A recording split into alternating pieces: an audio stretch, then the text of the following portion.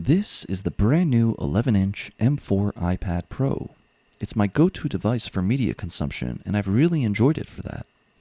The Ultra Retina XDR OLED display it features is a fantastic addition for watching any type of TV shows or movies. However, I recently discovered something. When using my iPad in certain lighting conditions, the screen can reflect quite a bit of light. Now, I always knew that matte screen protectors existed and that they can really help in cutting down glare, but I also recently discovered that there's a new type of matte screen protector that's actually made of glass. I decided to purchase one of these protectors for myself to see if it can alleviate the minor annoyance caused by screen glare. Hello and welcome to the Tech Div. Let's check this out.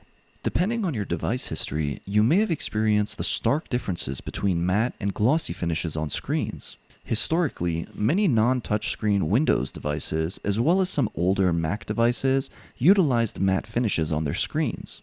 As of late, the ubiquity of touchscreen functionality and customer sentiment has caused an increase in gloss finishes on several types of devices. Screens featuring gloss finishes are everywhere: our smartphones, tablets, laptops, and even some non-Apple PC monitors. This begs the question, is the sudden shift to gloss screens simply an outgrowth of the expansion of touchscreen devices? Or does it reflect manufacturers' reception of customer wants? Or are there real benefits to glossy screens that warrant their adoption? Well, for one, gloss screens definitely offer vivid colors. They often display colors with greater contrast, which causes the visual experience to really pop. 2. Gloss screens also feature a sharper image, as the reflective surface can make images and text appear more well-defined. And lastly, gloss screens definitely match a more modern aesthetic. Even when powered off, a clean gloss screen just looks much better than a comparatively matte screen. Now, despite all the benefits of gloss screens, they definitely have some downsides as well. The biggest drawback of gloss screens is glare and reflection. This becomes especially annoying in bright environments that can sometimes make them near impossible to use. Secondly, the increased reflection and glare can often lead to a more eye strain, as people may combat their glare with higher brightness levels.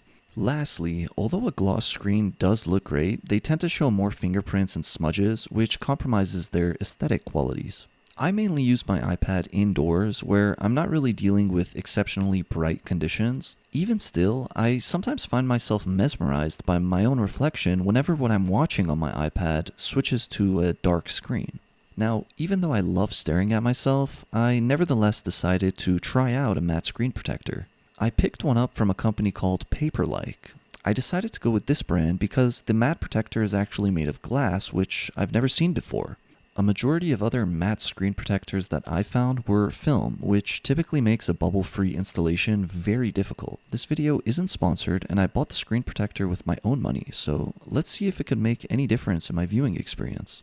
Installing the protector was pretty straightforward. It's a dry application, so you just need to ensure that the screen is free of dust, line up the protectors, and stick it on. It took some effort to smooth out the bubbles, but since it's glass, it's much easier than smoothing out bubbles in, say, a film protector. After installing the matte screen protector, the first thing I noticed was the added layer of diffusion. Sharp areas of reflection and glare were diffused and dulled quite a bit. For example, the defined reflection of a lamp behind me was diffused, creating a less prominent reflection. The next thing I noticed was the change in colors and sharpness. Colors definitely didn't pop as much once I added the matte protector. The matte finish diffused the reflections, making it easier to see in environments with bright lights. However, I definitely noticed that the initial awe I felt when first seeing the iPad's colors and contrast was dulled along with the reflections. Another thing I noticed was similar to my experience of placing a matte protector on my MacBook. In diffusing the sharp areas of reflection, the matte protector spread out the reflection over a larger surface area of the screen. Basically, without the protector, you would have a very defined, intense area of reflection, such as a lamp behind the tablet. After placing the matte protector, that defined, intense area of reflection was definitely reduced. However, that reduction in intensity comes at the expense of diffusing the reflection over a larger surface area of the screen. So, after my experience, should you buy a matte screen protector for your iPad Pro? Well, it depends.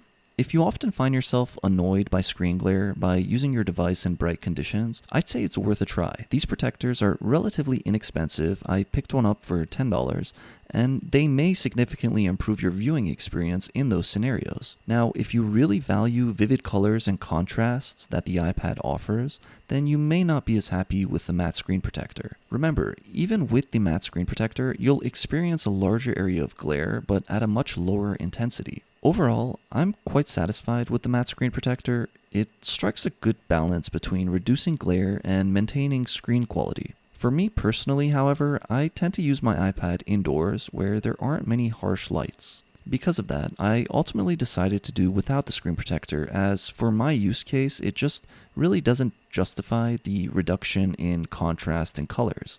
Now, your situation may be different. For instance, if you use your iPad in bright lights or outdoors, you may benefit from shelling out the $10 because the experience may drastically improve your use case. I'll have some affiliate links in the description below just in case you want to pick one up. As always, if you have any questions or want to share your own experience, leave a comment below and I'll get back to you. Thanks for watching. See you in the next one.